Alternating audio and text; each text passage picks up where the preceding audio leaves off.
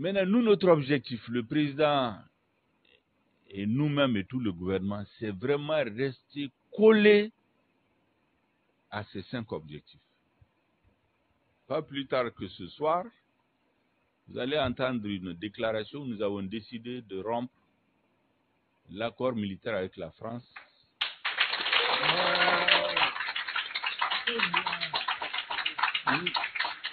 Nous l'avons fait, nous ne l'avons pas fait parce que c'est réclamé ici et là. Nous sommes très lucides dans ce que nous faisons. Nous avons réuni les éléments de droit, les éléments de politique pour aboutir à la conclusion qu'il n'est plus possible de continuer à rester dans cet accord. Parce que cet accord a été signé, vous vous souvenez, dans une période où notre État était très faible. Ça arrive à toutes les nations. Il y a des périodes difficiles dans l'histoire des pays où il y a des accords qui sont signés. L'illustration, pour ceux qui lisent un peu l'histoire, c'est la Turquie moderne. Après la Première Guerre mondiale et la chute de l'Empire ottoman, était réduit à sa plus simple expression. Il a fallu que des patriotes se retrouvent pour remettre en cause cet accord. Je crois bien que c'est l'accord de Cèdre, si je ne me trompe pas. Si je me trompe, les historiens pourraient me corriger. Pour dire non. Mais pour cela, il a fallu l'union sacrée de toutes les forces patriotiques. Les laïcs, les religieux, les traditionnels, tout le monde se retrouve pour sauver leur pays. Nous, notre pays, a signé des accords. Nous avons tout fait avec notre partenaire français pour qu'on puisse appliquer ces accords dans le cadre du respect mutuel des deux États. Mais la réalité, on ne voulait pas voir le M5. Vous savez, la première fois où le gouvernement français a décidé qu'il suspend les opérations militaires, c'est le jour où nos frères du CNSP, de l'ex-CNSP, ont dit qu'ils vont donner la primature au M5, c'est le 3 juin. Parce que souvent, dans les débats, les gens oublient les dates. Tout est significatif. La deuxième fois, c'est le 7 juin, lorsque le Premier ministre a été nommé. Ces 2 dates sont les dates auxquelles le gouvernement français a dit qu'il rompt les opérations militaires avec l'armée malienne au motif que le gouvernement malien aurait décidé de discuter avec ce qu'ils appellent les terroristes. Les terroristes. C'était ça l'argument au départ. Aujourd'hui, les pays où ils veulent aller, je ne vais pas citer de nom, mais le président a libéré les chefs terroristes, il les a reçus au palais, il dit qu'il envoie des délégations pour négocier avec eux. Donc ça montre que c'était un prétexte. En fait, c'était des moyens de pression sur le président de la transition, qui n'a pas cédé, qui est resté, comme on dit, droit dans ses bottes. Après ces 2 étapes, nous avons décidé, à partir du moment où une des parties peut remettre en cause un accord, nous avons décidé de la relecture de cet accord. Et nous avons proposé des amendements qu'on a envoyés. Ce n'est que 3 mois après qu'il nous a été répondu qu'il va envoyer une commission technique discuter avec nous. Pendant que nous attendons cette commission technique, des actes de provocation, de dilatoire, d'espionnage, de violation systématique, méthodique, délibérée de notre espace aérien, des actes d'espionnage sont conduits contre nos forces armées de sécurité. Ça veut dire clairement qu'ils ne sont plus dans la logique de l'accord. À partir de ce moment, nous avons décidé souverainement, à partir d'aujourd'hui, que cet accord est caduc et nul et de nul effet, et nous avons puisé les éléments de droit dans les accords internationaux et des dispositions de l'accord lui-même. Cela a été fait parce que nous avons un objectif, c'est de libérer le pays. Nous avons un objectif, c'est de changer le pays. Nous voulons que chaque fois que les Maliens s'interrogent, et c'est leur droit, chaque fois que les militants et les responsables du M5 s'interrogent, et c'est leur droit, qu'ils puissent eux-mêmes regarder, en matière de défense on avance, en matière de réforme on avance, en matière de lutte contre la corruption on avance, en matière d'organisation d'élections transparentes on avance. Dans la mise en œuvre de l'accord, le gouvernement est très prudent. En ce moment, même si on n'est pas totalement satisfait, au moins les uns et les autres ont la conviction qu'on est sur la bonne trajectoire. Ça, c'est la deuxième chose qui nous tient personnellement à cœur. Tous les matins, avant de commencer, je m'interroge quels sont les actes qu'on va poser dans la journée qui peuvent concourir à atteindre ces 5 objectifs. Tous les matins, je commence par ça. Et quand je finis, vers 23 heures, je regarde comme je reçois plus de 500 WhatsApp, plus de 300 SMS et plus de 150 appels. J'ai choisi quelques-uns pendant 1 heure de temps pour appeler, pour répondre. La question que je me pose avant de dormir, est-ce que les raisons pour lesquelles je suis venu ici, est-ce qu'on est sur cette pente? Et qu'est-ce que je dois faire demain matin? Avec quel ministre il faut parler? De quel sujet je dois parler avec le président pour être sûr qu'on avance dans la bonne direction, même si souvent c'est lent.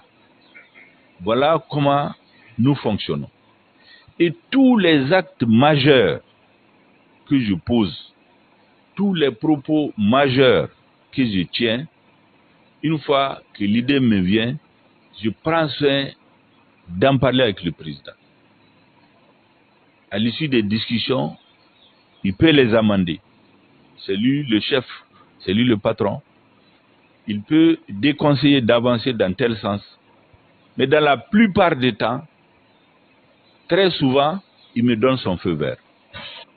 Que les politiques vont continuer leur débat quand ils s'affrontent, les historiens vont écrire, mais nous qui sommes en responsabilité de la charge de l'État, nous devons assumer toute notre histoire au nom de notre peuple pour pouvoir avancer.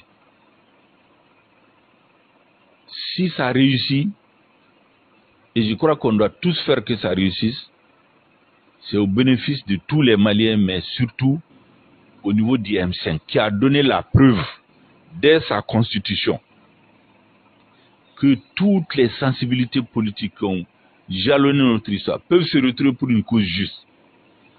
Il y a des gens qui n'allaient jamais se rencontrer autour d'une table avant le M5. Ils se sont retrouvés, ils ont mené le combat, ils l'ont réussi. La première étape. Maintenant, il faut qu'on réussisse l'étape la plus difficile. Qu'on se reconstruise le Mali et rendre le processus de changement irréversible. Que les jeunes qui ont fait le combat avec nous autres dans quelques années, quand ils vont venir prendre la relève, qu'ils aient moins de problèmes à gérer, qu'ils concentrent leur énergie sur la bonne gouvernance et non pas être dans des querelles historiques ou bien en train de courir derrière les djihadistes. Voilà un peu la philosophie qu'on a aujourd'hui. Mais ça se nourrit tous les jours des activités du M5, des idées du M5, de l'esprit M5, de la confiance du président de la transition et de ses compagnons. Voici les principales boussoles que moi j'ai. Et c'est pour cela que je crois que cette partie de l'histoire, on l'écrit ensemble, en vérité. Ce n'est pas le Premier ministre seul.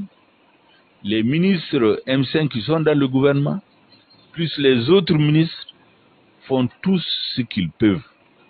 Il y a des difficultés. Tout le monde les a. Tout le monde les rencontre. D'ailleurs, la seule personne qui ne fait pas de difficulté, qui ne se trompe pas, c'est celui qui ne travaille pas. Lui, il peut être assis dans son coin tous les jours, yaka, yaka, yaka. Mais ceux qui travaillent là, ils vont forcément se tromper quelque part, ils vont faire des erreurs, ils vont même faire des fautes. L'essentiel, c'est que la trajectoire soit maintenue. C'est surtout ça qu'il ne faut pas perdre de vue. Il ne faut pas qu'au moindre trébuchement, on abandonne.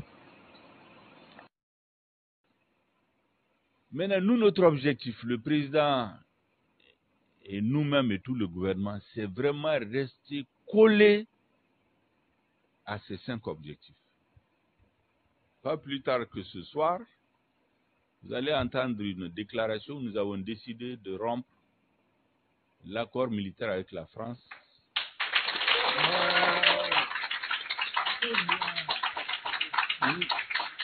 Nous l'avons fait, nous ne l'avons pas fait parce que c'est réclamé ici et là. Nous sommes très lucides dans ce que nous faisons. Nous avons réuni les éléments de droit, les éléments de politique pour aboutir à la conclusion qu'il n'est plus possible de continuer à rester dans cet accord. Parce que cet accord a été signé, je vous souviens, dans une période où notre État était très faible. Ça arrive à toutes les nations. Il y a des périodes difficiles dans l'histoire des pays où il y a des accords qui sont signés. L'illustration, pour ceux qui lisent un peu l'histoire, c'est la Turquie moderne. Après la Première Guerre mondiale et la chute de l'Empire ottoman, était réduit à sa plus simple expression. Il a fallu que des patriotes se retrouvent pour remettre en cause cet accord. Je crois bien que c'est l'accord de Cèdre, si je ne me trompe pas. Si je me trompe, les historiens pourraient me corriger. Pour dire non. Mais pour cela, il a fallu l'union sacrée de toutes les forces patriotiques. Les laïcs, les religieux, les traditionnels, tout le monde se retrouve pour sauver leur pays. Nous, notre pays, a signé des accords. Nous avons tout fait avec notre partenaire français pour qu'on puisse appliquer ces accords dans le cadre du respect mutuel des deux États. Mais la réalité, on ne voulait pas voir le M5. Vous savez, la première fois où le gouvernement français a décidé qu'il suspend les opérations militaires, c'est le jour où nos frères du CNSP, de l'ex-CNSP, ont dit qu'ils vont donner la primature au M5, c'est le 3 juin. Parce que souvent, dans les débats, les gens oublient les dates. Tout est significatif. La deuxième fois, c'est le 7 juin, lorsque le Premier ministre a été nommé. Ces deux dates sont les dates auxquelles le gouvernement français a dit qu'il rompt les opérations militaires avec l'armée malienne au motif que le gouvernement malien aurait décidé de discuter avec ce qu'ils appellent les terroristes. Les terroristes. C'était ça l'argument au départ. Aujourd'hui, les pays où ils veulent aller, je ne vais pas citer de nom, mais le président a libéré les chefs terroristes. Il les a reçus au palais. Il dit qu'il envoie des délégations pour négocier avec eux. Donc ça montre que c'était un prétexte. En fait, c'était des moyens de pression sur le président de la transition, qui n'a pas cédé, qui est resté, comme on dit, droit dans ses bottes. Après ces deux étapes, nous avons décidé, à partir du moment où une des parties peut remettre en cause un accord, nous avons décidé de la relecture de cet accord. Et nous avons proposé des amendements qu'on a envoyés. Ce n'est que 3 mois après qu'il nous a été répondu qu'il va envoyer une commission technique discuter avec nous. Pendant que nous attendons cette commission technique, des actes de provocation, de dilatoire, d'espionnage, de violation systématique, méthodique, délibérée de notre espace aérien, des actes d'espionnage sont conduits contre nos forces armées de sécurité. Ça veut dire clairement qu'ils ne sont plus dans la logique de l'accord. À partir de ce moment, nous avons décidé souverainement, à partir d'aujourd'hui, que cet accord est caduc et nul et de nul effet, et nous avons puisé les éléments de droit dans les accords internationaux et les dispositions de l'accord lui-même. Cela a été fait parce que nous avons un objectif, c'est de libérer le pays. Nous avons un objectif, c'est de changer le pays. Nous voulons que chaque fois que les Maliens s'interrogent, et c'est leur droit, chaque fois que les militants et les responsables du M5 s'interrogent, et c'est leur droit, qu'ils puissent eux-mêmes regarder en matière de défense on avance, en matière de réforme on avance, en matière de lutte contre la corruption on avance, en matière d'organisation d'élections transparentes on avance. Dans la mise en œuvre de l'accord, le gouvernement est très prudent. En ce moment, même si on n'est pas totalement satisfait, au moins les uns et les autres ont la conviction qu'on est sur la bonne trajectoire. Ça, c'est la deuxième chose qui nous tient personnellement à cœur. Tous les matins, avant de commencer, je m'interroge quels sont les actes qu'on va poser dans la journée qui peuvent concourir à atteindre ces 5 objectifs. Tous les matins, je commence par ça. Et quand je finis, vers 23 heures, je regarde comme je reçois plus de 500 WhatsApp, plus de 300 SMS et plus de 150 appels. J'ai choisi quelques-uns pendant 1 heure de temps pour appeler, pour répondre. La question que je me pose avant de dormir, est-ce que les raisons pour lesquelles je suis venu ici, est-ce qu'on est sur cette pente? Et qu'est-ce que je dois faire demain matin? Avec quel ministre il faut parler? De quel sujet je dois parler avec le président pour être sûr qu'on avance dans la bonne direction, même si souvent c'est lent. Voilà comment nous fonctionnons. Et tous les actes majeurs que je pose, tous les propos majeurs que je tiens, une fois que l'idée me vient, je prends soin d'en parler avec le président.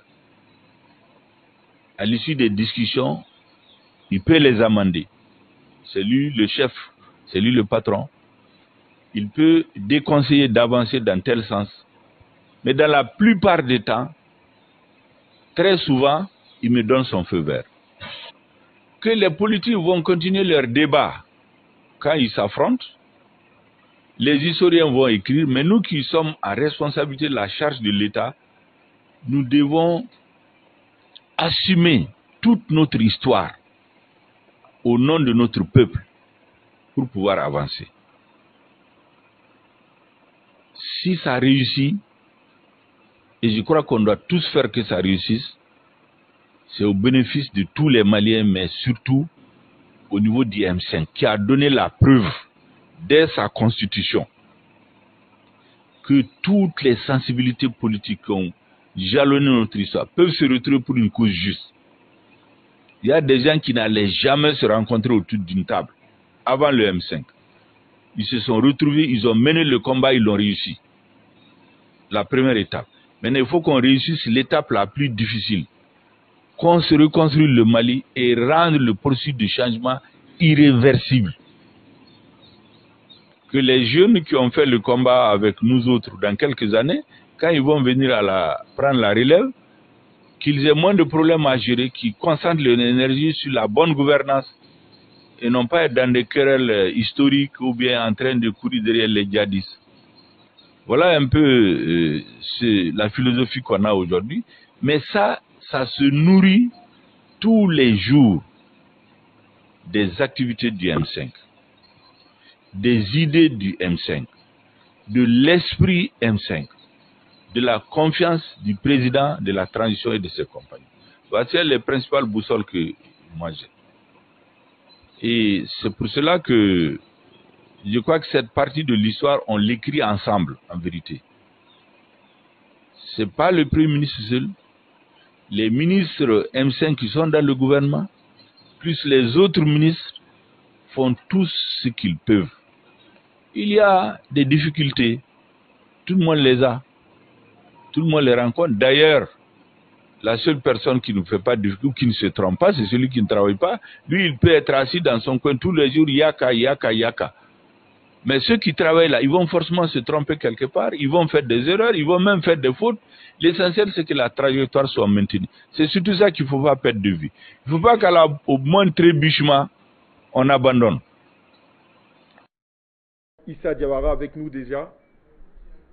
D'accord, Ngouti Béanzin qui nous a rejoint depuis un moment. Ngouti, merci fraternellement de nous retrouver autour de cette question malienne qui prend donc des proportions assez inquiétantes depuis donc notamment la mise à l'écart de ces médias mensonges sur le sol malien. Il est désormais question à côté donc de dénigrer l'action militaire menée par la vaillante armée malienne, mais cette fois-là de faire un véritable forcing, dit-on, selon en tout cas plusieurs analystes, pour procéder notamment à la prolongation du mandat de l'aménagement en terre malienne.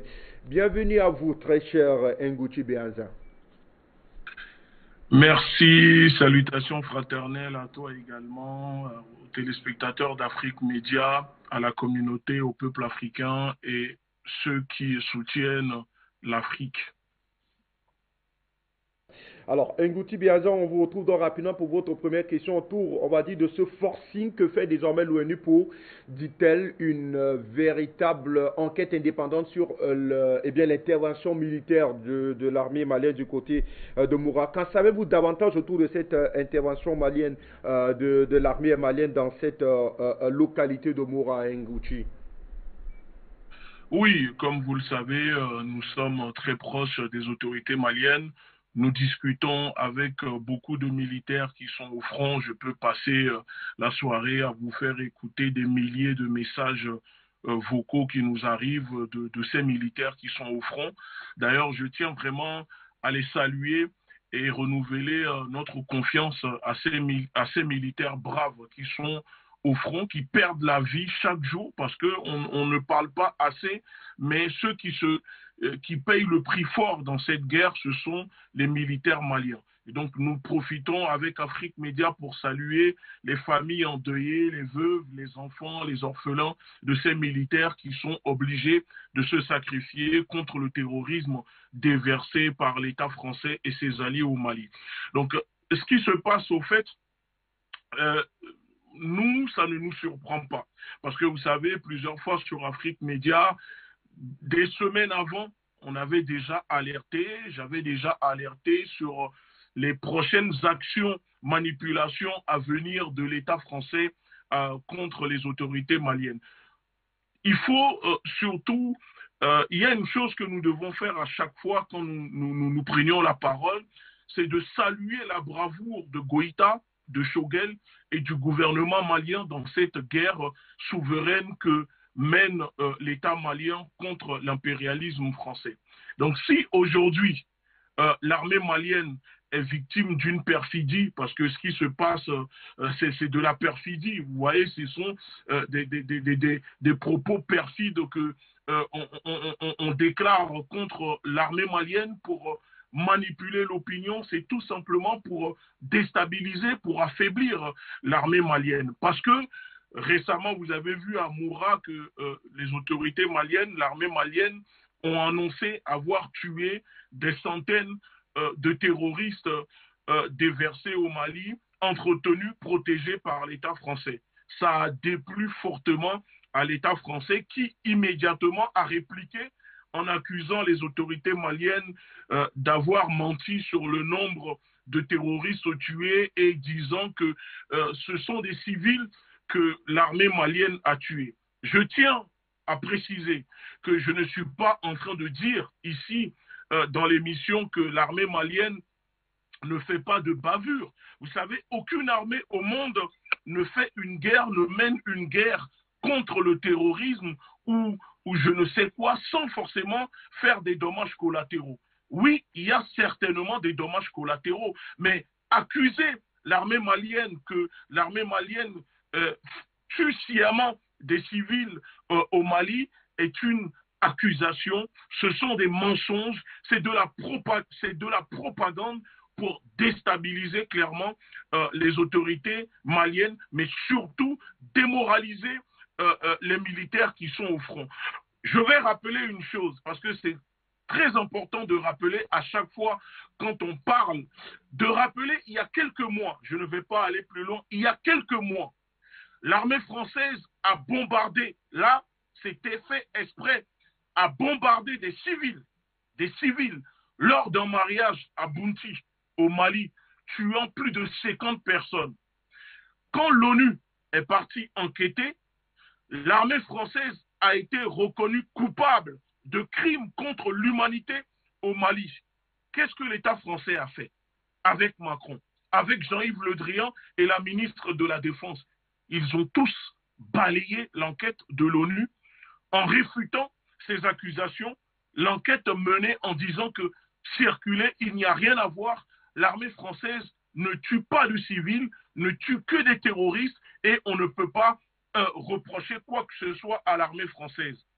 Depuis 2012, l'armée française a tué plus de 3000 civils au Mali. Je parle que du Mali, je ne parle pas du Sahel. Les chiffres sont vérifiables.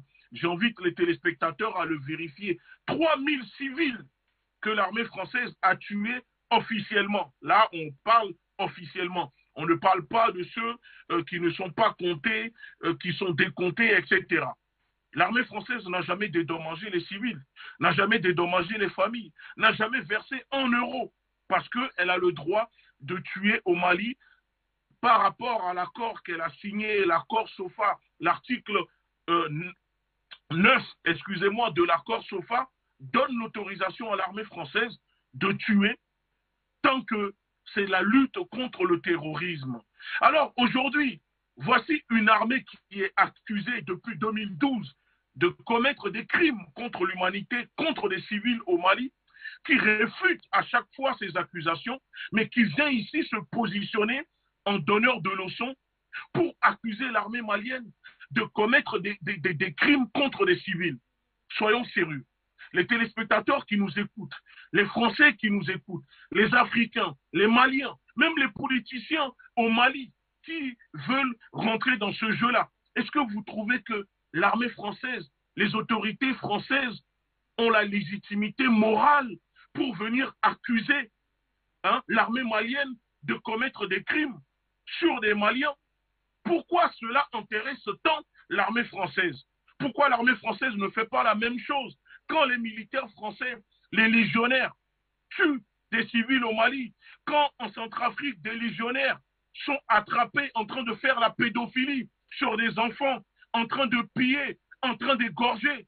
On ne parle même pas des bébés qui sont décapités par les bombes de l'État français au Mali. Depuis 2012, 3000 morts. Et je ne parle pas dans le monde. Les 300 000 victimes des bombardements de l'armée française. Est-ce que l'ONU a déjà convoqué quoi que ce soit pour blâmer la France, pour accuser l'État français, pour dire que ce que fait l'armée française n'est pas normal?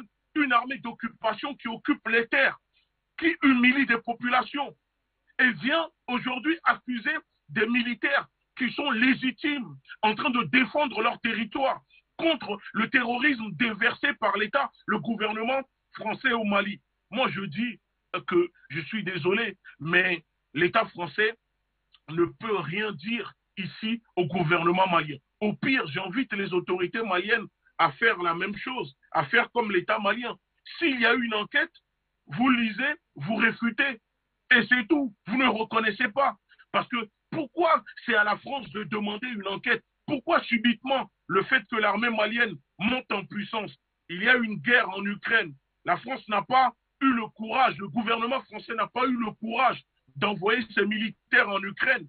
Et ici, accuse l'armée malienne tout simplement, vous savez, le tort de l'armée malienne, des autorités maliennes, c'est parce que le Mali est en partenariat de militaires de défense avec la Russie. Et en ce moment, vous le voyez dans le monde, il ne fait pas bon du tout d'être allié de la Russie. Donc, on cherche à manipuler l'opinion, on cherche à faire monter la pression contre l'État malien pour les pousser à se séparer de la Russie. Mais ça n'arrivera pas. Parce qu'aujourd'hui, Goïta, le gouvernement, les militaires maliens sont déterminés. Moi, je reçois des messages de ces militaires au front. Ils ne comprennent pas pourquoi la France les salit, pourquoi la France les accuse de tout et n'importe quoi. Mais tout simplement parce que la France cherche à les déstabiliser, veut semer la zizanie parmi eux, et donc c'est l'objectif principal du gouvernement français. Parce que je peux vous dire que j'en ai vu des vertes et des pas mûres, mais là, nous sommes en présence du terrorisme diplomatique. C'est du terrorisme diplomatique que l'État français est en train de faire contre l'armée malienne au Mali. Allez, bien, on reste avec vous davantage avant de vous retrouver. On va donc donner la parole à Issa Diawara qui nous a retrouvés depuis Bamako. Alors, Issa Diawara, je vous retrouve pour sur cette actualité-là davantage. Et on le sait depuis notamment l'opération de Moura fin mars dernier, eh bien, on a quasiment l'impression qu'on a là une espèce de déchaînement on va dire de la communauté internationale, notamment sur cette action de l'armée malienne, malgré notamment les assurances apportées notamment par votre gouvernement qui s'est défendu dans un récent communiqué pour préciser davantage que l'État central de Bamako était au fait de l'actualité et que si jamais il y avait eu des bavures ou alors des massacres sur des civils, eh bien, les responsabilités des uns et des autres devraient être établies. Pardon. Et d'ailleurs, le procureur de Mopti s'est saisi du dossier. Pourquoi est-ce que la seule enquête de Mopti ne suffit pas, notamment pour faire taire eh bien, toute cette manigance, j'ai envie de dire, venant notamment de l'ONU et autres? Bonsoir, bienvenue. Bonsoir, bonsoir à vous, Fabrice. Bonsoir à tous ceux qui nous suivent. Bonsoir à mon camarade de l'autre côté, Béanzer. En fait, je commence par là où vous avez surtout terminé, les assurances. En réalité, la question qu'il faut se poser est ceux qui sont aujourd'hui en train de formuler des préjugés sur cette opération des forces armées maliennes sont en quête d'une assurance, une quelconque assurance. Non. Je pense qu'ils ont un agenda, ils ont quelque chose qui est préparé. Je pense que sur 4 points majeurs. Le premier point, c'est Moura en question, la localité. Le second point, c'est sur la version donnée par les autorités maliennes, et notamment les porte-parole des forces armées du Mali. Le troisième point, ça serait sur les contradictions que vous allez voir qui viennent de l'autre camp, le camp qui en réalité a des griffes, a des dents contre les Mali. Et en dernier point, mon intervention va porter sur les perspectives de cette opération. Le premier point, Moura, c'est quoi d'abord? Moura, c'est une localité. Une localité qu'on trouve dans les cercles de Djéné. Cercle de Djéné, Moura, c'est quelle localité encore? C'est qu'il faudrait retenir. C'est une localité qui a été occupée pendant plus de 8 ans par les forces terroristes. Je dis bien plus de 8 ans.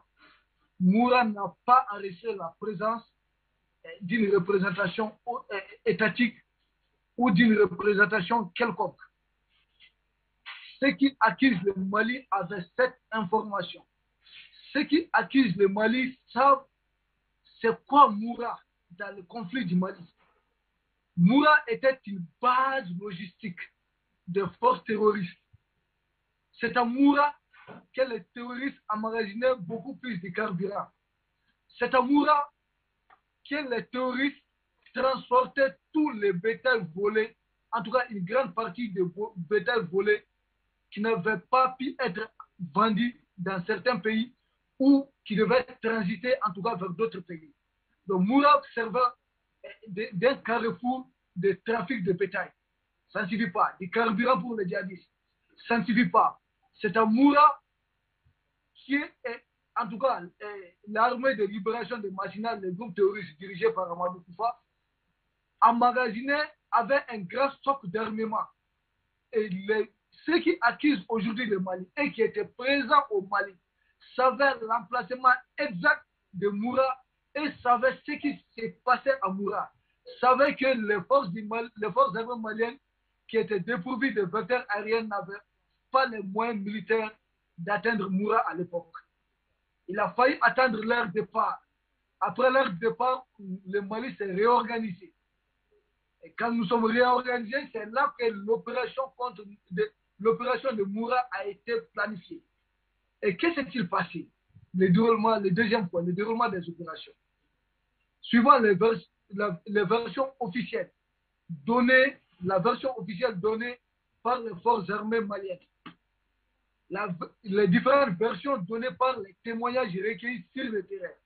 Je répète, je suis au Mali, Je suis professeur d'enseignement secondaire général. Nous avons des collègues qui travaillent un peu partout au Mali. Nous avons des informations. Et à Moura, les forces armées maliennes disent avoir, le renseignement malien dit avoir obtenu des informations crédibles qu'ils ont eu à recouper sur une réunion à Moura à la date du 20 mars. Partant de ces renseignements, cette version a été donnée en langue locale ici à Bambara. Je suis en train de vous traduire cela.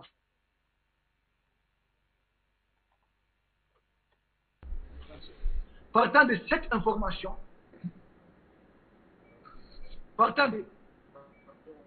Allez-y, ça. Vous êtes davantage en direct avec nous.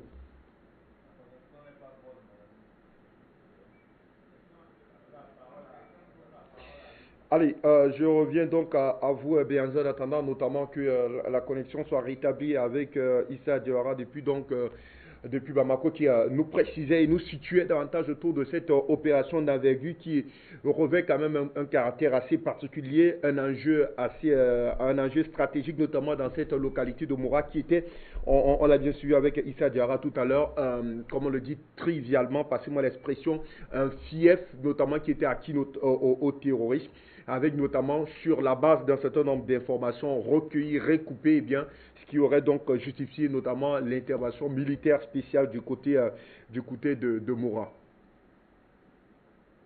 Permettez-moi, je pense que le camarade est revenu. D'accord. Je préfère le laisser Absolument. finir. Absolument. Et ensuite, je réponds. Merci infiniment à vous, Béange. Oui. Alors, Issa, nous vous retrouvons tout à l'heure puisque vous sembliez nous situer autour des raisons, les mobiles réels, notamment de l'intervention militaire du côté de Moura.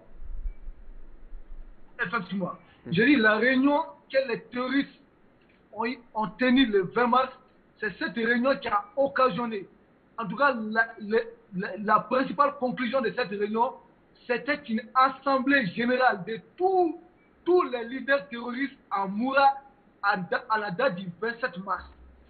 Les forces armées maliennes disent tenir cette information du renseignement humain. Donc, un peu dans le domaine militaire, on comprend ce que ça veut dire. Du renseignement humain et des appels qui ont été interceptés. Donc, tous les renseignements ont laissé comprendre que le 27 mars, tous les groupes djihadistes de Kaï jusqu'à Kidal devaient se réunir à Moura. C'est à la suite, et le mobile de la réunion devait être quoi? C'est que les terroristes se plaignent des difficultés financières et qu'il faut trouver des alternatives à leurs problèmes financiers. C'était le premier mobile de la réunion. Deuxième mobile de la réunion, c'est voir comment reprendre la main, comment planifier des attaques, y compris suicides, contre les positions des forces armées maliennes. C'est à la base de ces renseignements que les forces armées du Mali ont décidé de planifier cette opération. Et ensuite, encore, le troisième mobile, c'était quoi? Pour compenser leurs difficultés financières, organiser un vol de bétail massif. C'est à raison de cela que beaucoup de leaders devaient se retrouver le 27 mars. Et depuis le 25 mars, les forces armées maliennes ont soumis la localité de Moura sous une surveillance des drones et des avions de surveillance 24 heures sur 24. Et effectivement, le renseignement humain sur le terrain a confirmé l'arrivée des forces terroristes, des forces djihadistes le matin du 27 mars. Et c'est là qu'il y a eu l'opération aéroportée et l'opération aéroterrestre des forces armées du Mali. 3 hélicoptères de combat ont été mobilisés. Il y a eu un avion de transport de troupes. Il y a eu d'autres moyens logistiques qui ont été mobilisés. Et à peine arrivés sur le terrain, les djihadistes sont les premiers, les terroristes sont les premiers à ouvrir le feu sur les différentes positions des troupes aéroportées et aéroterrestres du Mali. C'est en ce moment qu'il y a eu de violents combats et il faut reconnaître que le Mali a perdu des hommes dans ce combat. Ce qui n'est pas dit, c'est que l'autre camp n'est pas en train de dire. Le Mali a perdu des militaires, que leur âme repose en paix. Ce sont des martyrs. À la suite de violents combats et de l'intervention aérienne, le Mali a pris le dessus sur ces forces du mal. Il y a eu des interpellations, beaucoup ont été neutralisés, beaucoup ont été interpellés. Et de l'autre côté, c'est ce que nous conduit même à la troisième rubrique de mon intervention. Au lieu de s'attendre à des félicitations pour la réussite de l'opération, nous voyons que les forces armées maliennes sont bien au contraire, malgré les morts enregistrées, sont bien au contraire accusées d'exactions. Nous ne comprenons pas. Nous ne comprenons pas. Mais comment quelqu'un qui est de l'autre côté de la Méditerranée peut prétendre dire qu'il y a des exactions ici? Comment des témoins qu'ils ont fabriqués, qu'ils ont montés de toutes pièces, qui veulent faire croire à une guerre ethnique au Mali, ce qui n'existe pas. Les forces armées maliennes qui ont mené l'opération, les groupes ethniques ont fait passer pour cible, il y a des militaires qui sont du même groupe ethnique. Donc les forces armées maliennes sont multi-ethniques. Il n'y a pas un problème ethnique ici. Ce qu'on a réussi à faire, ce qu'ils ont réussi à faire ailleurs, ne passera jamais au Mali. Tenter d'opposer les musulmans aux chrétiens ou les gens du nord aux gens du sud, ou tenter de faire opposer une ethnie à une autre, cela ne marchera jamais au Mali. Puisque le Mali est fort d'une tradition pas de séculaire, mais de millénaires. Il y a ce qu'on appelle les liens à plaisanterie, ici, de cousinage. Donc ici, c'est très difficile. Nous sommes vaccinés contre des conflits intercommunautaires. Donc la contradiction de l'autre camp, c'est quoi? Qu'est-ce que nous voyons encore? Non seulement on accuse à tort, sans être sur le terrain. On dit que c'est la MINUSMA qui doit mener une enquête. La MINUSMA est sur notre pays. Le Mali n'est pas un pays sous tutelle. La MINUSMA a besoin d'une autorisation de l'État souverain du Mali pour procéder à quoi que ce soit. Et nous demandons à la MINUSMA, où était-elle quand les djihadistes occupaient la localité de Moura? Où était la MINUSMA quand les populations de Moura étaient prises en otage? Où était la MINUSMA qui dit avoir un mandat pour protéger les civils quand les écoles sont fermées à Moura et que l'administration n'était pas présente? Quand les populations Moura est privée de l'électricité depuis plus de 8 ans, quand les populations n'avaient pas accès à eau potable, où se trouvait la MINUSMA? Qu'est-ce qu'elle a attendu? Quelle enquête elle a ouverte contre les forces qui occupaient Moura? Rien. Rien. C'est quand les forces armées du Mali libèrent Moura, c'est là qu'on dit qu'il faut mener une enquête, il faut mener. Nous ne comprenons pas. Le dernier point de mon intervention, c'est ce qu'il faut voir en perspective de tout ce qui se prépare. En réalité, Moura, pour la France, qui aujourd'hui est en train de partir à grande vitesse, présage la bataille finale de Kidal. C'est ce que ces gens-là comprennent. C'est-à-dire qu'il faut accuser les forces armées maliennes d'exaction de sorte de les empêcher de mener d'autres opérations. Malheureusement, ce n'est pas le cas. Le chef d'état-major général des forces armées du Mali, le général Diarra, a précisé que les opérations vont continuer jusqu'à la libération totale du territoire malien. Les opérations vont continuer jusqu'à ce que le Mali soit dépoussiéré des terroristes. Personne ne pourra prétendre, formuler des préjugés, accuser les forces armées du Mali pour nous distraire, nous empêcher, nous intimider, pour construire un obstacle pour l'avancée des forces du Mali, contre l'avancée des forces armées maliennes vers la libération ultime du Mali. Moura, c'est un faux débat, c'est de fausses accusations, c'est une façon de nous distraire, c'est une façon de retenir. Et heureusement, les forces armées du Mali ont compris cela. Le chef d'état-major du Mali a rassuré que le Mali respectera toujours les droits de l'homme. Les forces armées maliennes sont très professionnelles. Ceux qui nous accusent ne sont pas plus professionnels que nous. Donc les forces armées maliennes, simple preuve, si c'était pour faire des exactions, pourquoi on allait interpeller 51 personnes, pourquoi d'autres allaient être libérés? À Moura, on rappelle, il n'y a pas habitant là-bas au 300, il y a plus une localité qui abrite plus de 4000 personnes. Les autres personnes sont saines et sauves. Les autres personnes sont en train de témoigner. Et nous avons les témoignages en langue locale ici qui viennent de ces localités pour dire qu'en réalité, ceux qui ont été neutralisés, ce sont bel et bien les terroristes ou des gens qui ont aidé les terroristes à poser des engins improvisés, des engins explosifs contre les différentes positions des forces armées maliennes. Merci. Infiniment merci à Ouissa Diawara pour ces précisions, ces éclairages qui nous permettent donc mieux de nous situer autour donc, de la thématique de cet après-midi qui évoque donc notamment les enjeux autour de l'opération militaire menée donc du côté de Moura qui vient donc et on a suivi ça Diarra tout à l'heure, et bien cette opération n'est que l'avant-garde d'une véritable bataille qui va nous conduire jusqu'à Kidal afin donc et bien d'épurer totalement cet axe du mal entre guillemets qui était entretenu par les terroristes. Mais on comprend davantage ou mieux la colère donc, de la France puisque eh bien, ce pseudo-terrorisme entretenu jusqu'ici semble donc finalement être démasqué, mais surtout neutralisé par les forces armées maliennes. Voilà donc très certainement bien l'enjeu autour de cette gesticulation, cette cabale montée contre les forces, contre les FAMA.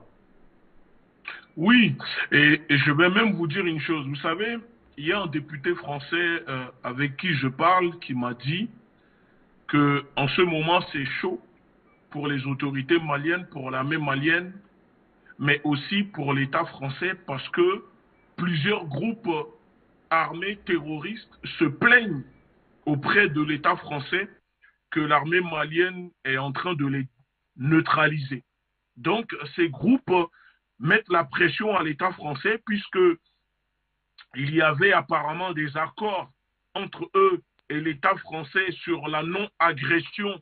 Vous savez, l'armée française, quand elle était sur place, protégeait. Il y avait des groupes terroristes qui étaient protégés par l'armée française. L'armée malienne n'avait pas le droit de les bombarder, de les attaquer. Et sauf que maintenant, avec les équipements, avec l'accord de défense entre le Mali et la Russie, permet totalement au Mali, à l'État malien, à l'armée malienne d'être autonome sur le plan renseignement. Donc, le Mali n'a plus besoin de passer par les renseignements de l'armée française pour mener des opérations de lutte contre le terrorisme. La vraie lutte contre le terrorisme, pas la fausse lutte contre le terrorisme que l'État français menait au Mali depuis 2012, mais qui est en réalité une lutte économique pour enrichir les multinationales françaises. Donc, apparemment, c'est ce qui se passe. Donc, apparemment, c'est ce qui se passe. Je ne suis pas surpris, ça ne m'étonne pas de voir l'État français attaquer, accuser l'armée malienne. Il faut quand même aussi qu'on puisse se mettre cela dans la tête que l'État français ne va pas venir féliciter l'armée malienne du travail effectué sur le terrain, puisque l'État français est là pour détruire, pour empêcher l'armée malienne de sécuriser, de régler le problème sécuritaire du pays. Si les États-Unis ont quand même reconnu que oui, effectivement, depuis l'arrivée du gouvernement de Goïta, que la sécurité s'améliore dans le pays. Il y a encore quelques semaines, même pas un mois, l'ONU avait reconnu que la sécurité s'est fortement améliorée au Mali, que les autorités maliennes faisaient un bon travail. Alors pourquoi aujourd'hui ce retournement de veste? Tout simplement parce que la France n'a pas le choix, et quand on parle de la France, on parle du gouvernement français, n'a pas le choix et ne sait plus comment justifier auprès des groupes terroristes qui sont en train de mettre la pression sur les officiers de l'État français sur place là-bas au Mali, étant donné que beaucoup sont en train de tomber parmi les terroristes. Et donc, comme le camarade vient d'expliquer, Moura explique la bataille qui s'annonce pour la reprise de Kidal, et que nous savons tous que Kidal est le siège, le fief de ces groupes armés. C'est tout à fait normal qu'on tente de déstabiliser. Parce que quand on regarde bien, pourquoi aujourd'hui, soudainement, le gouvernement français accuse depuis quelques jours l'armée malienne de tuer des civils, alors que, je répète encore une fois, depuis 2012, l'armée d'occupation française au nord du Mali n'a pas hésité chaque jour à tuer violemment des civils, des hommes, des femmes, des enfants, sans parler des bébés qui sont décapités par des balles. N'oublions pas que l'armée française n'a pas hésité à tirer sur des civils au Mali, je crois, à Bamako, en disant, dans une voiture, en disant que les militaires ont eu peur et donc ont ouvert le feu sur ces civils qui étaient dans un pick-up. Donc, est-ce qu'aujourd'hui, l'armée d'occupation française, dirigée par Macron, parce que c'est Macron qui donne les ordres, accusé de multiples reprises, excusez-moi, de tuer impunément des civils au Mali, peut venir accuser l'armée malienne? Je répète encore une fois, non. Est-ce que l'enquête de l'ONU, est-ce qu'on peut faire confiance aux enquêtes de l'ONU?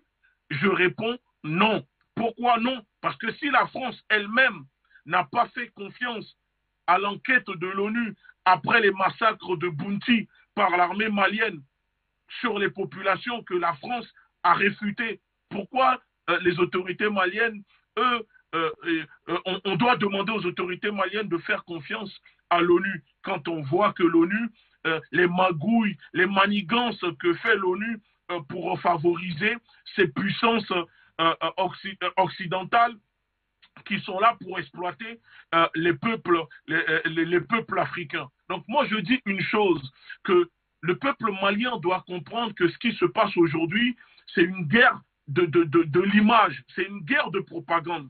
On est là pour accuser. Pendant qu'on accuse, ça empêche l'armée malienne de se concentrer sur le travail, sur la neutralisation de ces groupes armés. Et pendant ce temps, l'État français a le temps d'exfiltrer quelques chefs, quelques responsables groupes terroristes au Mali pour les mettre à l'abri, peut-être les envoyer vers le Burkina, le Niger ou autre. C'est ça qui se passe aujourd'hui.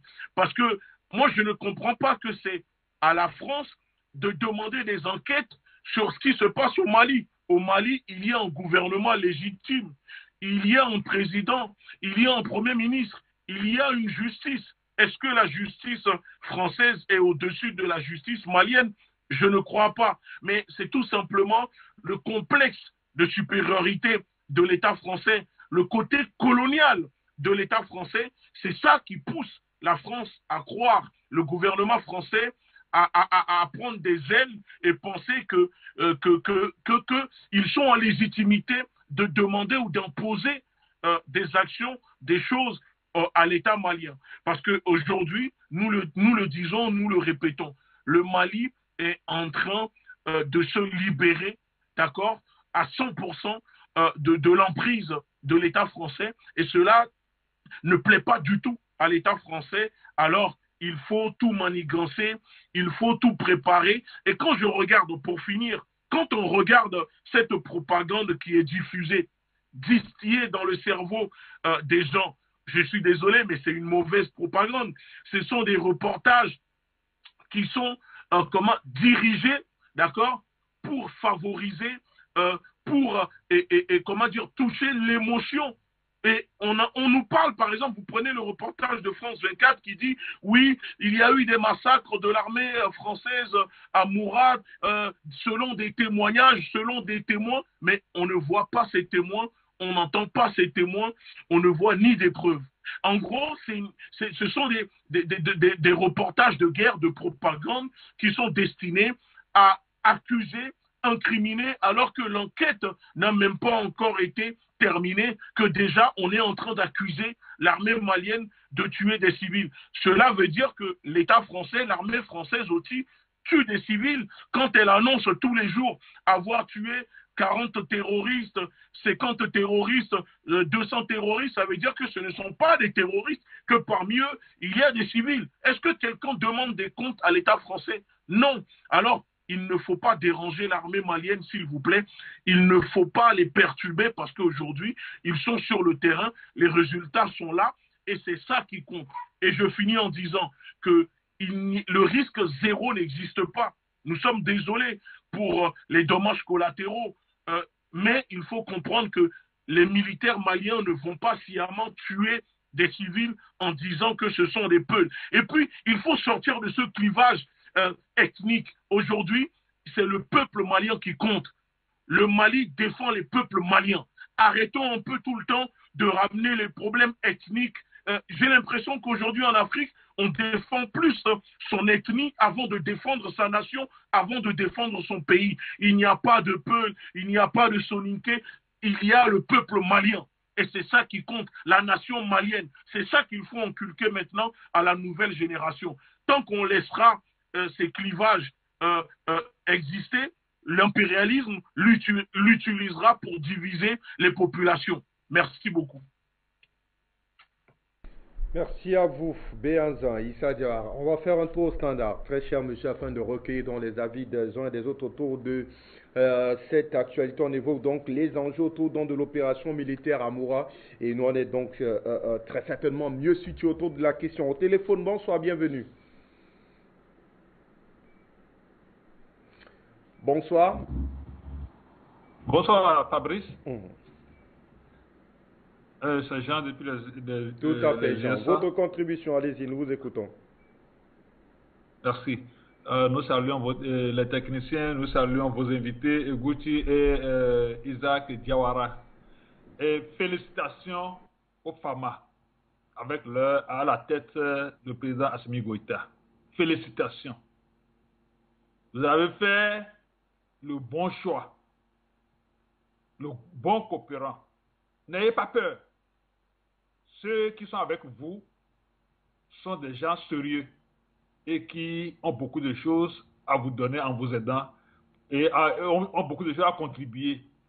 N'écoutez pas ces machins de l'ONU qui ne font que détruire l'Afrique. Ils savent ce qu'ils font.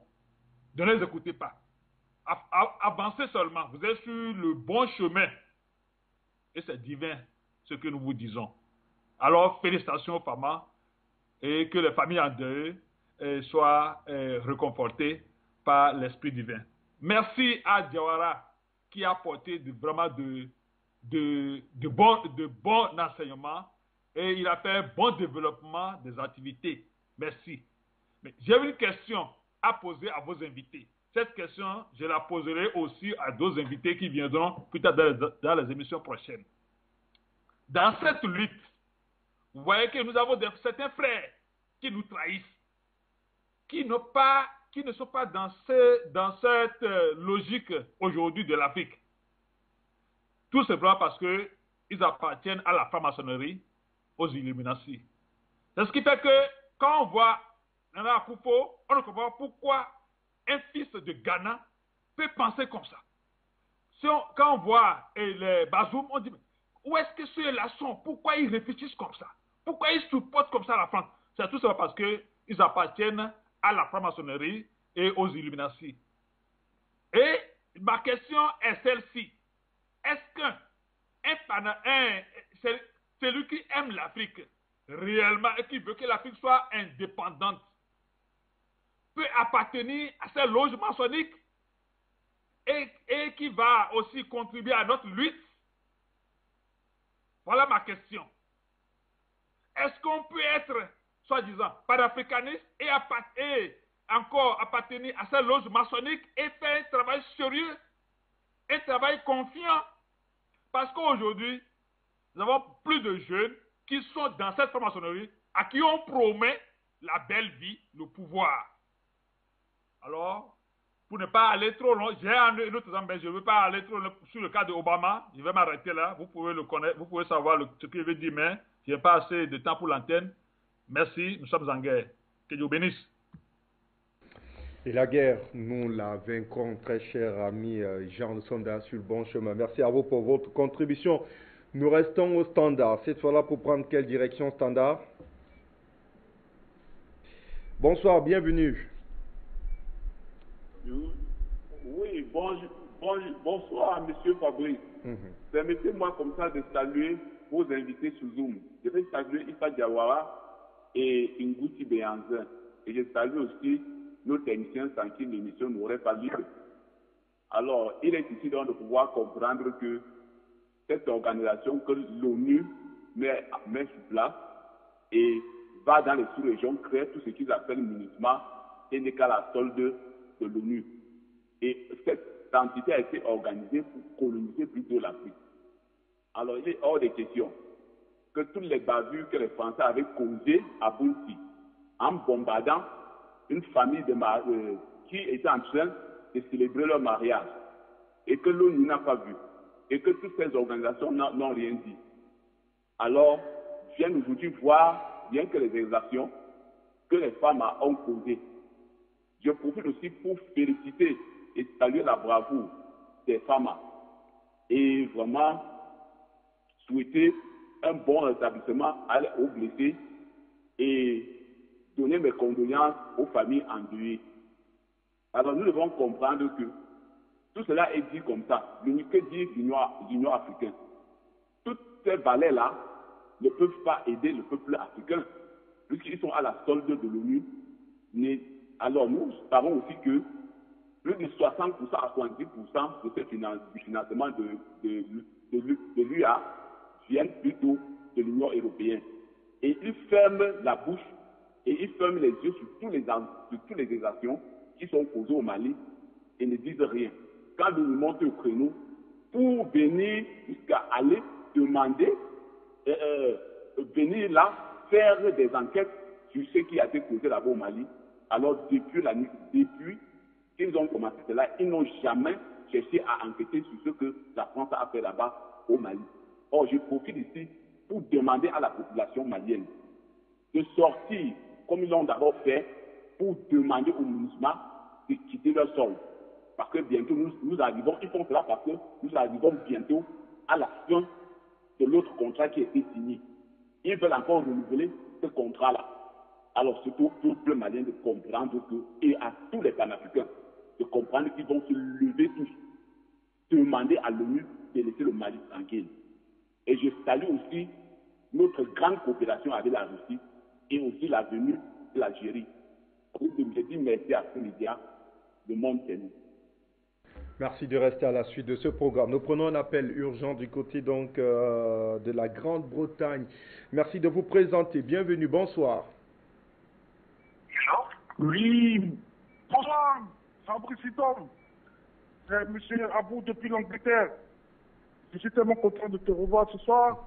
Je salue tous tes techniciens et les appelants, tous tes invités et le PDG Trésor. Une fois qu'il a dit cela, vous savez, c'est ce que j'ai toujours dit, que quand je suis arrivé ici pour la première fois, mon premier ami en clair m'avait dit que la France, Hitler était un ange que Dieu avait envoyé pour éliminer le Satan de la France. Parce que la France a tous les attributs de Satan. Les attributs de Satan, c'est quoi? Satan, il est là pour mentir, pour violer, pour détruire, pour voler et pour tuer.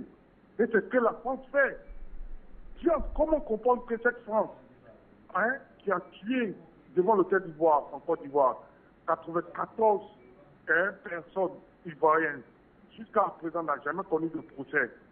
C'est elle qui est le premier à indexer les autres armées africaines et surtout l'armée malienne, parce qu'aujourd'hui, on leur demande de quitter le Mali. Et cette même France-là, au Mali, qui a tué des gens qui étaient supposés aller à un mariage, qui les a éliminés, et on n'a jamais connu de procès pour ça. Cette même France-là, en Centrafrique, qui a violé les enfants, avec toutes les preuves à l'appui, qui a, comme on appelle ça, abusé des camps de réfugiés, des personnes qui étaient censées garder. Donc, c'est une France qui est satanique, qui ne connaît aucune moralité, qui est sans foi ni loi. Il faut dire que c'est la putréfaction. Le moment n'est même pas à les écouter. Parce que tout ce qu'on leur demande de partir du Mali. Un point, un trait.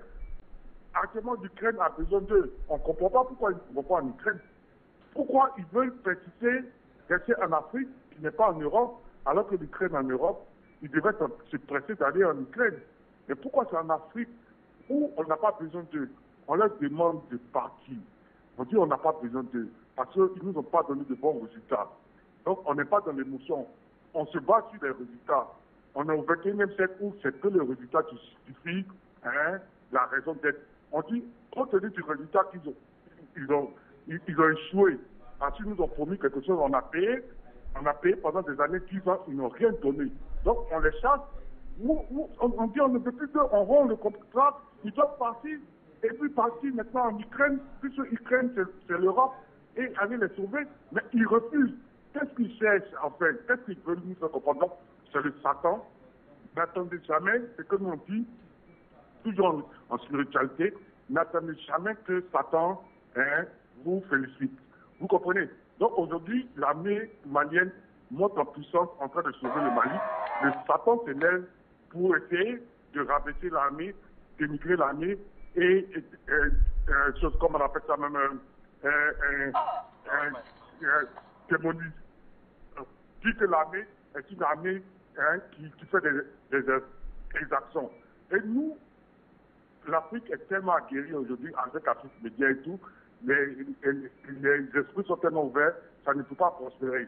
Tout ce qu'on leur demande, de partir, un point trait. C'est fini. Voilà. Donc je vous remercie. Bonne continuation, bon week-end sur vous. L'Afrique ou la mort nous trompe. Bye bye. Bye bye. Merci à vous, Abou, pour votre contribution depuis l'Angleterre. Direction l'Allemagne, où nous attend au téléphone Zerfel depuis un moment. Bienvenue, Zerfel. Votre réaction donc autour de cette actualité, on évoque donc les enjeux autour de l'intervention militaire des forces armées maliennes du côté de Moura, très vite dénigrée notamment par l'ONU et autres qui voient d'ailleurs des véritables massacres. Mais on a eu des précisions en tout cas sur cette démarche militaire saluée sur l'ensemble du continent africain par la vaillante armée malienne. Votre contribution, Zerfel, bienvenue. Bonsoir Fabrice, bonsoir à vos invités, bonsoir les braves techniciens d'Afrique Média, et je vous salue tous les jours, que Dieu le fait. Et moi, je voulais intervenir tout brièvement parce que les autres ont tout dit. Mais présentement, je ne sais pas pourquoi les autorités maliennes laissent ces ONG atterrir sur leur territoire. On n'a jamais vu. Quand les Européens ils ont leurs problèmes ici, nous les Africains, on ne s'intéresse pas. On ne nous permet même pas, on ne nous donne même pas les visas pour qu'on vienne dans leur pays. Alors, en ce moment-là, où les Maliens sont en train de défendre leur territoire, c'est là les ONG, on leur donne des visas pour aller s'asseoir pour écrire de n'importe quoi. Moi, je pense qu'il est mieux de renvoyer tous ces microbes qui polluent l'Afrique aujourd'hui, pour que nous soyons en paix, pour que le travail qu'ils sont en train de faire, pour que ce travail soit très bien fait, il faut que ces microbes, que moi je les appelle des microbes, des ONG qui sont là, qui sont en train de... Et ces petits journalistes, moi je leur dis, je mets au défi nos frères qui se disent correspondants de ces merdes de médias, qui font attention. Parce que si tu es malien, si tu es sénégalais, si tu es ivoirien, et puis tu es en train de faire un reportage là-bas, moi je dis que, la population malienne n'a qu'à chercher ces journalistes de merde là pour les mettre les choses hors de l'État. Ça c'est la bonne des choses. Parce que quand on est en train d'écouter ces chansons de merde là, on ne va jamais avancer.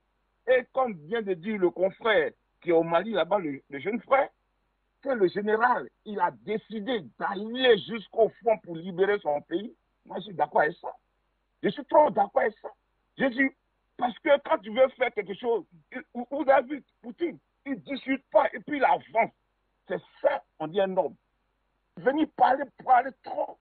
Chez nous, on dit ça donne dagbé, c'est-à-dire que ça donne le crachat sur tes lèvres de gauche à droite. Maintenant, on n'est plus à l'ère des discours des Français. On les met de côté. Même, je ne sais pas s'ils sont encore au Mali, que les Maliens, ils donnent leurs choses, ne leur permet plus de circuler dans leur pays. Voilà. C'est ça, c'est le mot que je cherchais.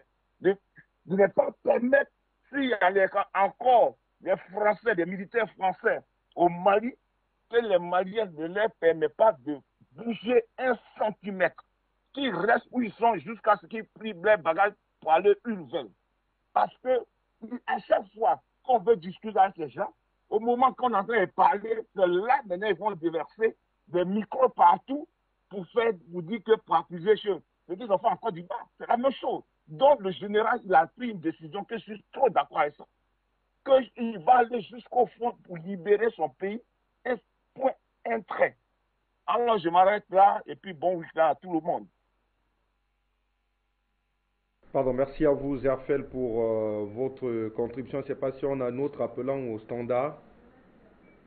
Allez, on va donc refermer le standard pour retrouver nos invités, Béhanzin Ngouti, mais surtout Issa Diawara. Issa, je vous retrouve parce que la dernière assise, en tout cas, du Conseil de sécurité de l'ONU, c'était hier sur la question malienne et on a suivi, en tout cas, le ton péremptoire de El Gassem Wan, qui est d'ailleurs le responsable de cette mission du côté du Mali. Je rappelle ce dernier qui a d'ailleurs été chassé du Conseil paix et sécurité de l'Union africaine pour traîtrise, demande donc un accès impératif, je le cite là, ce sont ces mots, à la MINUSMA pour enquêter du côté donc de Moura. Mais je rappelle que votre gouvernement reste assez radical sur sa position. Seules les enquêtes du procureur de Mopti feront foi sur l'action militaire du côté de Moura. Alors, dès lors que l'on a donc notamment ces foyers on va dire ce bras de fer, à quoi doit-on s'attendre dans les jours à venir, Issa Diawara, de la part de votre gouvernement? Ok, merci bien. Et nous disons à l'ONU, nous disons à ces gens d'être fermes sur l'ouverture d'une enquête contre les massacres commis par les Français en Côte d'Ivoire, au Mali et en Algérie, un peu partout dans le monde. Nous disons à ces gens d'ouvrir une enquête contre les massacres contre les populations désarmées du Yémen, les populations civiles, où les enfants sont en train de mourir de faim, au même moment qu'ils sont en train de vendre des armes aux agresseurs du peuple yéménite. Nous disons à ces gens d'être fermes contre ceux qui ont orchestré une attaque à l'arme chimique en Syrie. Vous savez, je vais vous dire une chose. Je rassure un appelant, les camarades, les frères, que les Maliens sont en train de tout mettre en œuvre. Les nègres des maisons, qui se trouvent même ici chez nous, qu'il y a déjà des textes, non seulement qui vont arrêter en tout cas leur complot, ce qu'ils sont en train de faire avec la France, mais qu'il y a d'autres textes qui sont en train d'être préparés. Parce qu'on dit dans l'hymne national du Mali, si l'ennemi découvre son front, au-dedans ou au-dehors, debout sur les remparts, nous sommes résolus de mourir pour l'Afrique et pour toi, Mali. Donc les ennemis de l'intérieur, il faut les découvrir.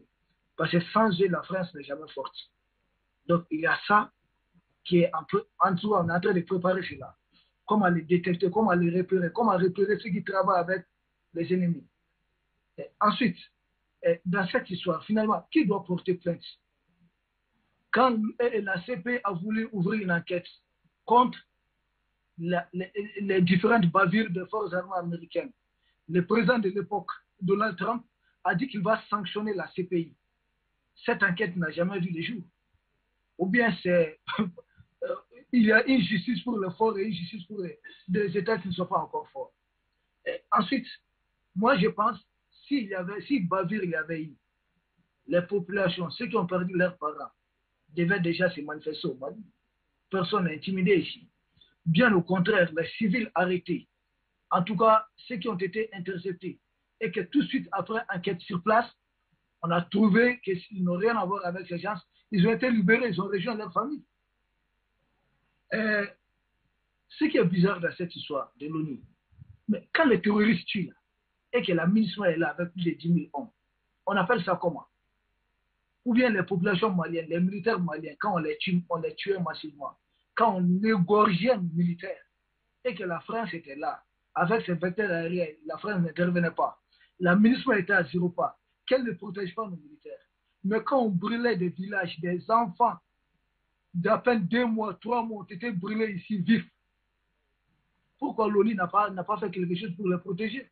Pourtant, l'ONU avait tous les moyens. Et ensuite, moi, j'ai cette histoire finalement. Moura, vous avez, en géopolitique, Moura, c'est un peu comme Alep, en Syrie. Vous avez la bataille d'Alep a été la bataille positive, la deuxième grande ville de la Syrie. Puisque c'est dans Alep que l'armée syrienne et ses alliés ont pu capturer plus de 90 officiers occidentaux, ce qui n'a jamais été dit. Dans Moura, il n'y avait pas que des terroristes maliens. Il y avait des terroristes qui étaient venus de partout, des pays voisins, un peu de tous les pays. Donc, c'était ces groupes terroristes-là. Tout le bruit qui est fait, c'est parce qu'il y a des gens qui ont perdu leurs officiers dans cette opération de forces armées maliennes, des officiers qui étaient déguisés en terroristes, des gens qui se faisaient passer pour des terroristes. J'ai dit, je le répète, je mets quiconque au défi, que Moura est sous occupation des terroristes pendant plus de 8 ans et que c'est à peine à quelques centaines de kilomètres d'une très grande base militaire de la MINUSMA et que la MINUSMA n'a jamais intervenu. Mais c'est ce qu'il faut comprendre. À Moura, il y a beaucoup de pays qui ont perdu leurs forces spéciales qui étaient déguisées dans le combat. Beaucoup de terroristes parrainés ailleurs sont tombés en Moura. J'ai dit qu'il y a eu de violents combats. Ces mots ne sont pas de moi, mais ce sont les mots, ce ne sont pas mes mots. Ce sont les mots du chef d'état-major général des forces armées du Mali qui a parlé de violents combats en français, dans le communiqué et en langue nationale, en langue locale ici. Et ensuite, Moura, non seulement ils ont perdu beaucoup d'hommes là-bas, il faut savoir qu'ils veulent faire passer Moura pour ce qu'ils sont en train de faire de Boucha aujourd'hui, pour ce qu'ils ont tenté de faire de Dera en Syrie dans les années passées. C'est-à-dire que c'est là-bas qu'ils vont essayer d'orchestrer un mensonge, un complot contre les forces armées du Mali. Vous voyez qu'il y a plusieurs choses qui se retrouvent. En tout cas, il y a une forte coïncidence dans cette opération de Moura. Non seulement beaucoup ont perdu des leaders clés du terrorisme de la sous-région à Moura, et les forces armées du Mali disent avoir aussi des images de puissances qui partaient parachuter des militaires, des armes et tout type d'aide à Moura. Ces images satellitaires, grâce aux alliés du Mali, je crois qu'on peut les retrouver. Maintenant, non seulement ils ont perdu des hommes, ils veulent faire passer Moura aussi pour boucher à ce qu'ils ont orchestré en Ukraine. Après, pour condamner Poutine, la Russie, et après, c'est pour condamner Goïta et autres qu'il y a eu crime de guerre, qu'il y a eu massacre quelque part. Et ensuite, je répète, Moura, c'est aussi l'enjeu de la bataille décisive. Premier enjeu. Deuxième enjeu. Le dernier enjeu, c'est d'éviter l'effet de contagion. Il y a d'autres pays tout autour du Mali dans lesquels les forces armées françaises sont allées se repositionner en jouant là-bas au Père Noël, en jouant là-bas au Messie, aux gens qui vont libérer après leur échec au Mali. Si le Mali réussit en quelques mois à libérer l'intégrité territoriale du Mali, les autres pays seront tentés de suivre l'exemple du Mali. Donc, ce qu'il faut faire, il faut déjà, à partir de Moura, le centre du Mali, monter des complots, empêcher le redéploiement, empêcher l'avancée des forces armées du Mali, essayer de retarder au maximum cette avancée qui ne fait que prendre de l'air à cause des équipements militaires que la Russie ne cesse de faire venir au Mali et d'autres partenaires. Parce que la Russie n'est pas aujourd'hui le seul pays partenaire du Mali. Il y a d'autres partenaires militaires qui sont là, qui sont en train de concourir. Mais puisque les Occidentaux, leur cauchemar, c'est la Russie, ils continuent de jouer à la Russie. Et la bataille de Kidal aura lieu, le Mali sera libéré. Nous espérons que nos frères de Kidal auront la sagesse de déposer les armes et vont rejoindre le camp de la vérité. Ils vont abandonner la France, ils vont abandonner tout ce qui était en train, en tout cas, de les pousser d'une manière ou d'une autre, de Kai jusqu'à Kidal. Nous sommes des frères. Et ils veulent éviter le fait de contagion. Ils ont peur que si une armée nationale africaine parvenait à réussir à quelques mois, là où une armée, en tout cas médiatisée comme la France, a échoué pendant des années, tous les autres pays africains vont tenter les pas du Mali et que les bases françaises qui se trouvent ailleurs, en Côte d'Ivoire, au Sénégal, au Gabon, au Djibouti, n'auront plus leur raison d'être. Voici le vrai problème. Merci. Merci à vous, Issa Diawara. Ngouti Béhanzan l'a donc compris. Eh bien, les enjeux sont multiples autour donc de cette intervention militaire malienne du côté de Moura. On y joue là, notamment, eh bien, une démarche militaire qui devrait donc notamment s'intensifier dans les jours à venir dans les autres localités, précisément à Kigali, où eh bien, on a encore un foyer de résistance, notamment de rebelles, qui devrait absolument subir lui aussi une intervention militaire dans les jours à venir. Il est donc désormais question de ne pas se louper, que ce soit sur le plan de la communication et tout ce qui va avec autour, notamment de cette action de Moura. Et pour beaucoup d'analystes, donc désormais Ngouti Béhanzan, la France se fait feu de tout bois autour de cette actualité liée donc à Moura pour tenter notamment de se donner les moyens, en tout cas d'une rallonge, en tout cas on va le dire comme cela, de l'opération Barkhane et autres MINUSMA du côté du Mali. Oui, c'est exactement ça. Il faut faire très attention. Il ne faut pas du tout dormir. Et moi, j'invite même les Maliens, j'invite les autorités, s'il y a au sein des populations maliennes des réalisateurs, des personnes qui savent faire des vidéos, il faut prendre le témoignage de familles, de victimes de l'armée française qui ont perdu leurs enfants, leurs frères, leurs maris, tués par les bombes, par les balles de l'armée française. Il faut aussi faire des reportages. Parce que vous voyez ce qu'ils font, ça ne prend pas grand-chose, ça ne coûte pas grand-chose. Il faut aussi faire la même chose contre l'armée française. Parce que tous les jours, l'armée française annonce faire des opérations, annonce tuer des terroristes, etc. Il y a des victimes, mais contrairement à ce que fait la France, le gouvernement français, on n'entend pas assez le témoignage, la voix des victimes de l'armée française. Et je pense qu'il est temps vraiment de leur donner de la voix, de tendre le micro à ces familles qui sont aujourd'hui endeuillées, qui ont fait, on n'entend pas par les bombes de l'armée française pour qu'elles puissent témoigner. Parce que, clairement, il faut le dire, le seul tort aujourd'hui des autorités maliennes étant d'avoir fait un partenariat avec la Russie pour les aider à lutter contre ce terrorisme déversé depuis 2012 par le gouvernement français. Et on le voit que depuis les accords militaires entre le Mali et la France n'a jamais été capable de livrer un radar de détection ou ne serait-ce que des matériels d'écoute à l'armée malienne. Au contraire, en 12 ans, elle ne fait que livrer des casques, des gilets pare-balles, des choses inutiles, je suis désolé, face à des groupes armés, des terroristes qui sont surarmés en face. Et on le voit que depuis l'arrivée des partenaires comme la Russie, l'armée malienne s'équipe de matériel nécessaire pour être autonome, pour être indépendante, souveraine, pour mieux sécuriser son pays. Alors cela dérange fortement l'armée française qui n'a plus la main mise sur les chefs, sur les généraux, sur les commandants de brigades, etc., qui sont obligés d'attendre le feu vert de l'armée française pour leur dire à tel endroit, il y a des terroristes, on vient vous couvrir, on vous apporte un appui aérien, etc.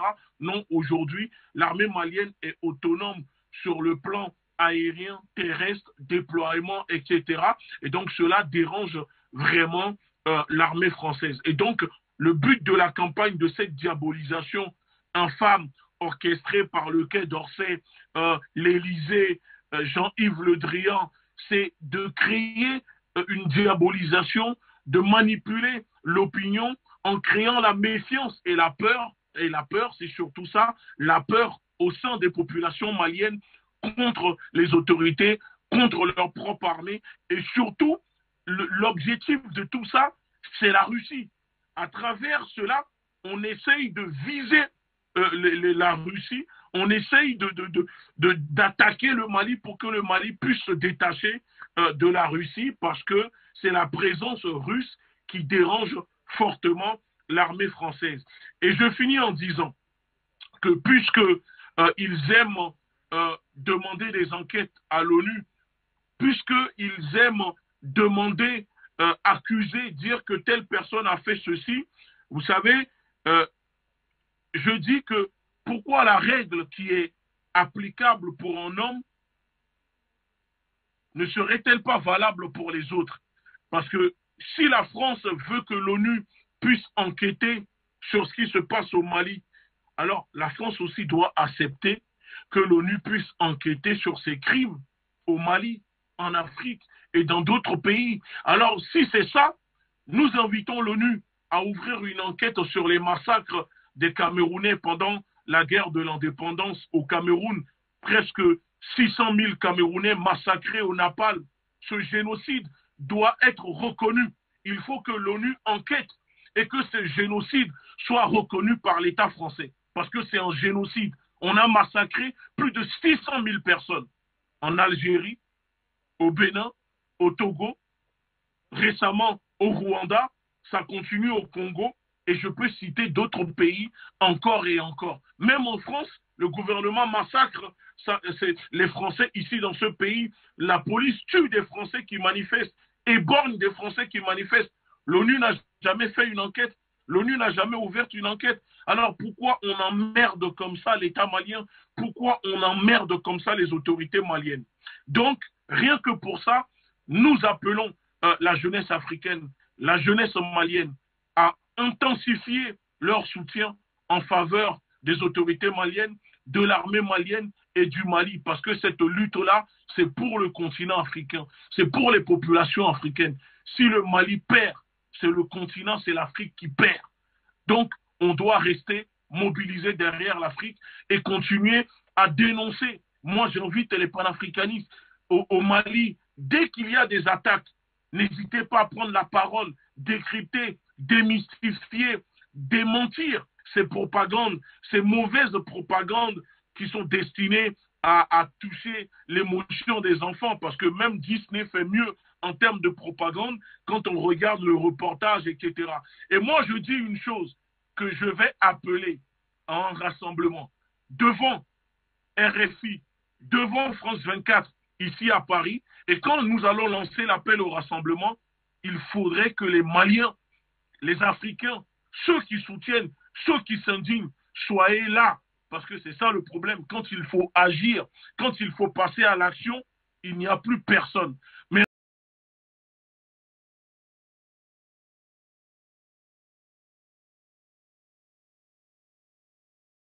qui vivent à Paris, d'aller devant là-bas, de manifester, de ramener des banderoles, des affiches pour le dénoncer. Au lieu de tout le temps aller à Place de la République, que je surnomme Place de la Pleurniche, je pense qu'il y a des actions mieux ciblées qu'il faut mettre en place. Ngouti Issa Diarra, on terminera avec vous en 2 minutes rapidement.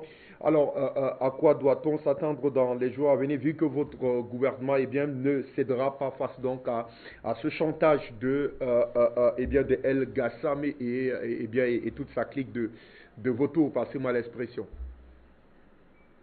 Vous savez, le Mali a atteint ce qu'on appelle un point de non-retour. Il n'y a pas de marche possible en arrière. Comme le disait Staline, il est plus dangereux de reculer que d'avancer maintenant. C'est-à-dire, mieux vaut avancer. C'est une marche. C'est le peuple qui a adopté ça. Ce n'est pas les dirigeants ou autres. Les dirigeants ne sont ici qu'au service du peuple. Moi, ce que je dirais, c'est que ces intimidations, ces petites distractions n'arrêteront pas le Mali dans sa marche. La France n'a plus son ambassadeur. Barkhane va partir. La MINUSMA, d'ailleurs, je profite pour dire qu'il y a une grande manifestation qui doit être organisée ici au Mali pour réclamer ouvertement le départ des forces de la MINUSMA du Mali. purement et simplement. Donc, il y aura des actions qui vont continuer. Nous avons entendu des camarades, nous avons entendu des collègues, mais je vais rassurer tout le monde que le Mali ne déviera pas du chemin. Ce combat, ce n'est pas celui du colonel Assimi Goïta ou bien du chef du gouvernement. Ce combat, c'est celui du peuple malien. Et aujourd'hui, les autorités maliennes ne font que porter le combat du peuple. C'est pourquoi nous disons bravo au colonel Assimi Goïta et nous allons l'accompagner jusqu'au bout. Nous autres, les jeunes du Mali, nous restons mobilisés autour de cette religion. Et nous disons simplement à nos frères africains qui essaient de nous soutenir que nul ne réussira seul. L'Afrique, l'autre jour, nous avons assisté au procès de l'assassinat de Thomas Sankara. Malheureusement, il y a eu tellement d'assassinats orchestrés. Les Burkinabés ont été jugés. Ok, nous voulons peut-être que ces procès aillent au-delà. Il faut atteindre même les instigateurs qui étaient derrière ces assassinats. Cela allait au-delà des Burkinabés. Il y avait une main derrière et c'était la France. Donc il faut atteindre tous ces gens-là.